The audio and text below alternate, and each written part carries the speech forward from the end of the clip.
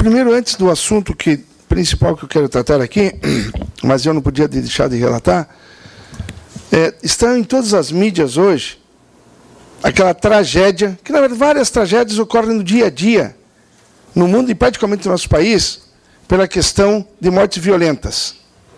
E das mortes violentas, a questão dos trânsitos e a questão de morte por arma de fogo. Eu estou falando daquela tragédia de São Paulo, vereador Mauri, que dá muita mídia, coisa e tal, e eu tenho me pronunciado e tenho uma convicção pessoal sobre essa questão do desarmamento. Eu não vou entrar na particularidade do que aconteceu ali, se é um caso psiquiátrico, não. Mas um fato é relevante. Todos os estudos, vereador TT, apontam que onde tem arma, dobra a possibilidade de mortes violentas. Independente se os pais eram ou não militares e pela natureza do seu serviço tinham a arma, mas mais do que nunca, essa questão do armamento facilita tragédias. No próprio Estados Unidos, que tanto se fala em nosso país, o comércio de armas, como facilita esse tipo de tragédias. Então, eu sei que sou minoria, até porque eu acho que a gente vai contra a maré da mídia. Mas a questão do desarmamento é uma luta permanente que, enquanto eu tiver 1 segundo de vida, essa bandeira eu nunca vou largar. Porque eu estou convicto, aonde ter arma, a possibilidade da morte é muito maior.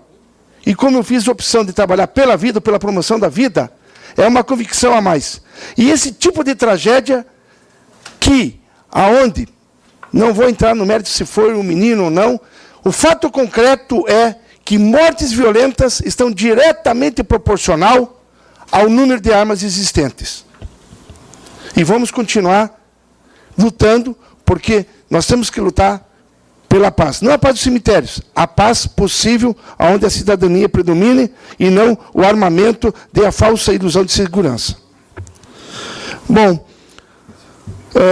estou solicitando a partir de amanhã, o nosso presidente, vereador Santos, uma licença por 30 dias das minhas atividades parlamentares. Já era uma atividade prevista antes da eleição. Mas, para nossa felicidade, o vereador Batiste retorna. Vejo aí o nosso amigo Paulo, nosso segundo suplente. Espero que também o Toninho tenha a possibilidade. Eu acho que a nível partidário a gente tem que avançar. E eu acho importante, né, que o vereador Batiste, de tantas histórias no nosso município, ele, com certeza, com mais capacidade, até experiência, vai responder pelo mandato, né, a que ele tem não só a legitimidade, mas também a legalidade a partir da próxima sessão. E aproveitando, porque essa também é ação individual, mas também é uma opção política, vereador Neri, eu quero comentar o resultado da pesquisa encomendada pela OAB sobre reforma política junto ao IBOP. Muito importante. Muito importante os dados. A gente sabe que pesquisa, às vezes, é dado de momento, mas, numa média, eles geralmente acertam. E o que diz essa pesquisa? Que 85% da população quer reforma política. Detalhe, já para a próxima eleição, 2014. E o PT, o nosso partido, reafirma, a presidente Dilma também luta, reforma política para 2014.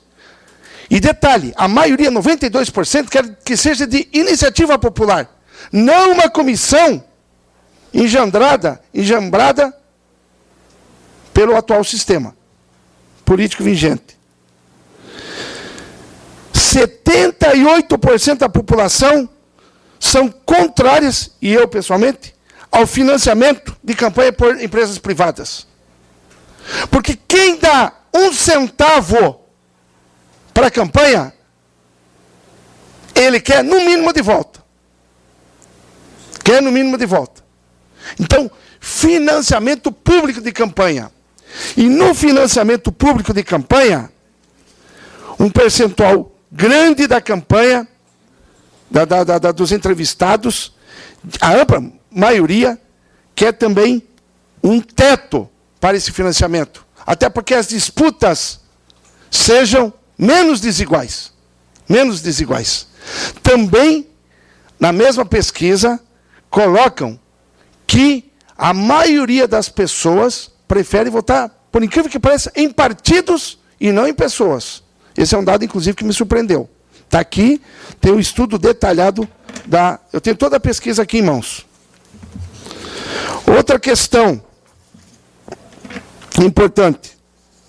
Se, em vez de candidatos, propostas fossem colocadas para debater, e tem uma pessoa, tá, que eu conheço, muito próxima, que diz que as pessoas não deveriam votar em pessoas, mas sim em propostas. Eu acho que com o tempo, com o mecanismo eletrônico, talvez um dia isso seja possível. Mas qual é esse dado? Se em vez de candidatos, as pessoas votariam na questão de saúde. 20% de educação, e o terceiro, 14%, controle do gasto do dinheiro público. A primeira e a segunda menção, 84%. Da Dona Iri.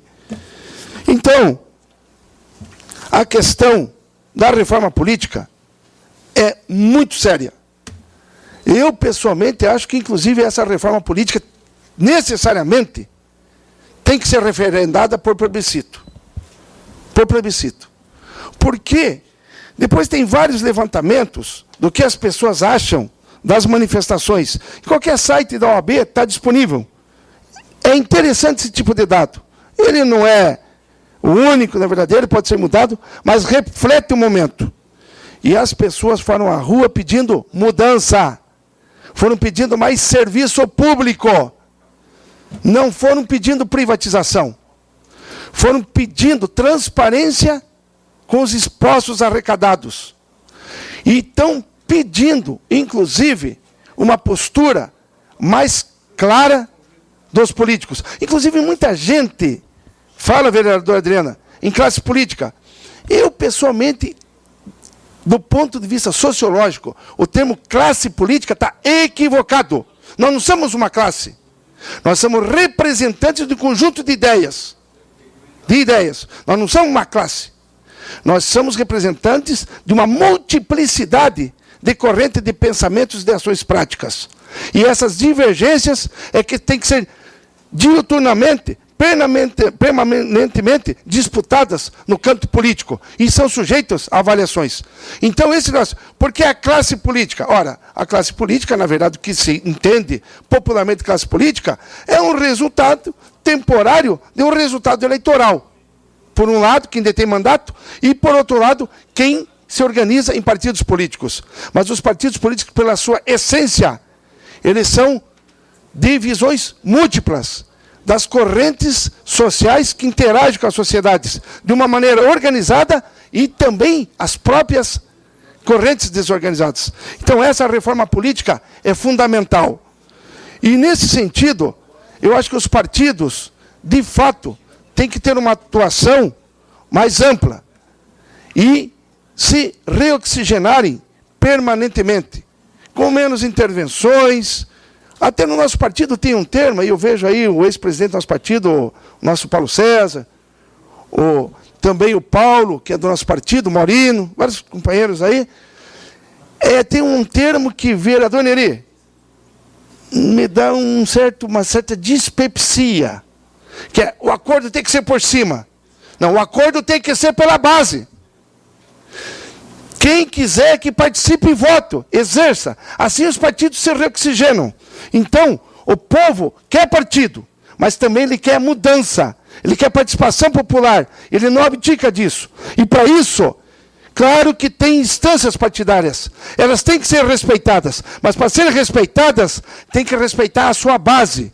O desejo que tenha menos, ou que não tenha intervenções, que as pessoas possam participar ou não dos partidos, possam opinar democraticamente. E assim, nós, de fato, poderemos participar enquanto agentes políticos, não da classe política, mas de seres que participam da mudança do dia a dia, até para a gente não ficar petrificando e envelhecendo a velha política.